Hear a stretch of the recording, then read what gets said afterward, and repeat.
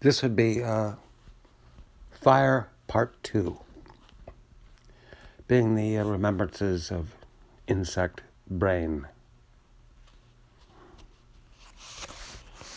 It was the losers who rose up against the Duke. All the histories agree on this.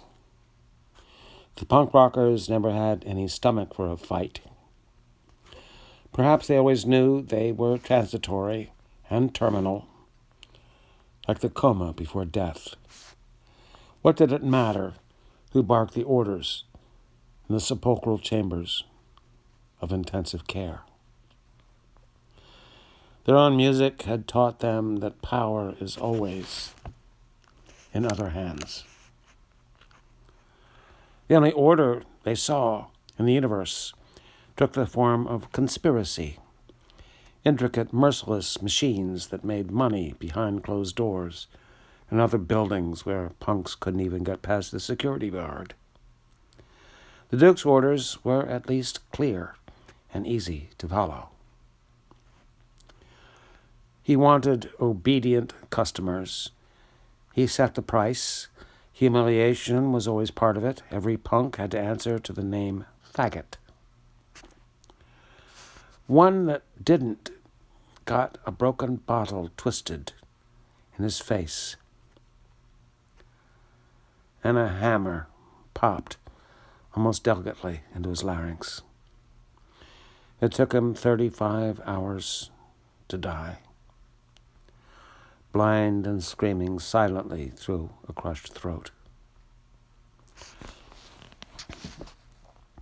The memory of that event clung to the Duke's hammer and radiated outward into the air of South Street. There were those who felt this as a simple reminder to do as they were told. They did not chafe. The Duke's hammer also governed the little plastic white packets that prevented the reminder from becoming too vivid. There were others, though, who could not shake the image of the jerking body and its hamburgered features. They dreamed about jagged spires of glass invading their eyes. They could see themselves held and shrieking like animals, and they could feel themselves held and bursting in shocked, insane agony as their eyes exploded in the final blaze of blood. That crack of the bottle against the metal edge of the bar split them into themselves and some other who was watching. At first, the one who was watching was just a pair of eyes, refusing to blink. Then the eyes began looking about, searching, but still refusing to blink. This is only one version of the beginning. There are many, but this is the one I seem to return to often. The Duke's bikers had Harleys, but the punks of Punk City favored highly modified dirt bikes. To me, these were as amazing as the computers, and initially at least, infinitely more desirable. Torque bikes were stripped clean of all superfluities, but smoothly bodied in featherweight plastic, yet still light enough to lift with a strong arm. They were beautifully, breathtakingly silent. The engines and exhaust pipes were wrapped in porous, muffling armor, and behind the batteries had a small red synthesizer box, which ate the sound of firing pistons and somehow digested it, canceled it with anti-sonic computer chords. We learned how to ride late at night on Delaware Avenue, where the river was close enough to smell a deep, faint stench that gas fumes couldn't quite cover. The bikes and gear allotted to the new ones were discards, of course, but we didn't mind. We felt as if we were being assembled into punks out of spare parts and would one day be transformed into the likeness of the ones we most admired. I tried to copy Johnny Dodge, who stood his wheelies straight up, his legs straight and parallel to the chassis, his head thrust forward like a ski flyer. They taught us to buckle the plexiglass shield to our left-hand fingers, but Johnny Dodge simply held his. And so I persisted in holding mine too. And I dropped it in a practice pass and got my head cracked open with a padded scriber. When you run so silently, you can hear the blow that gets you. Hear yourself fall and scrape against the asphalt. It robs you of that ghostly power which seems to be yours as you ride with the punks who drove the Harleys from South Street. This is what I think about when I hear them ask how punks could have been there without anyone's knowing about them. This is how. We were the phantom force among the city's gangs. We lived and worked at night. We ran silently on bikes without lights, and when we descended on a Harley gang, they had no chance and rarely any memory of how they'd been hit. But this is only part of who we are. During the daylight hours, South Street subsided into anonymity. There were day guards, of course, but you would never have seen them unless you tried to attack the sleeping punks and their sleeping dogs. I've always enjoyed imagining a solitary woman shopping on South Street in the early afternoon. She picks her way down the sidewalk, high heels clipping through the shadows of trees. If she only knew what lay within 10 yards of her, the packed departments in which the punks bedded down after the night's work, the enormous silken spider hibernating above its coaxial web in the Cream King building, the king of Punk City drowsing uneasily in the metal court beyond Head House Arcade.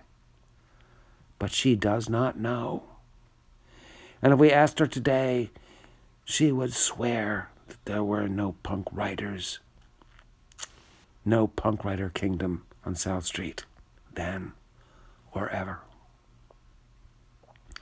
The Sandman was one of the few who would talk to new ones. He ran the bug shop on 3rd Street, and he also designed and made by hand the custom input devices ordered by the best of the punks. The routine work was performed mostly by new ones who learned bit by bit about the gear that might one day give them an identity. Mordecai and I drew the assignment to work for the Sandman shortly after our whipping. Steer had returned to the bitterbox, where he worked very quietly on disentangling cables. Things were quiet at the bug shop, too, but it seemed like a good kind of quiet, with plenty to do and not much need to talk. The Sandman was a fat, jovial man with 3 strands of hair pasted onto his bald, dome-like head. He wore a shiny leather apron with about 20 narrow pockets, each of which spouted 3 or 4 gleaming little tools. He looked like a butcher of fine machinery. Computers, he told Mordecai and me, are sensitive. They don't like the things people say about them, so be polite. Then he actually lowered his voice so the computers wouldn't hear his next words. People love to say that computers are stupid, that they don't really think, that they're just incredibly fast idiots who follow instructions. I don't want to hear either of you saying those things. His small, darty eyes looked troubled, as if he suspected us of having said such things about computers. We hadn't. We didn't know anything at all about computers, including what people said about them. They'd never come up in conversation before. Computers do think, he said, correcting our imagined heresy. They think the thoughts people give them. And if that makes them seem stupid, what does it say about people who tell them what to think? He paused,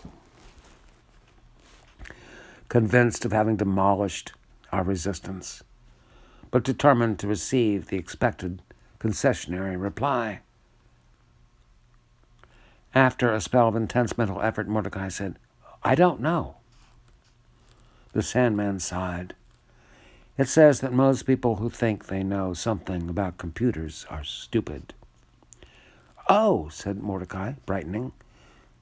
Insect and I don't know anything about computers. Does that mean we're smart? Just be polite, replied the Sandman, evidently through with explaining computers for a while. He put us to work in the chip factory down in the basement.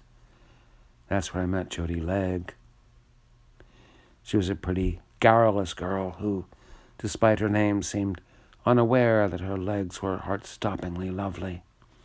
She professed not to know why the Sandman had given her such a short work apron, but Mordecai and I understood his wisdom in this, at least. She had small white hands that were deft with circuit boards and soldering irons, even though her mind was always elsewhere.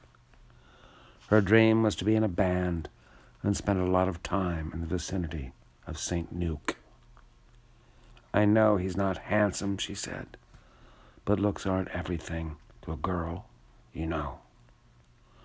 Mordecai and I glanced quickly at each other, suddenly hopeful, but Jody proceeded to get depressingly specific about what it took to attract her to a man.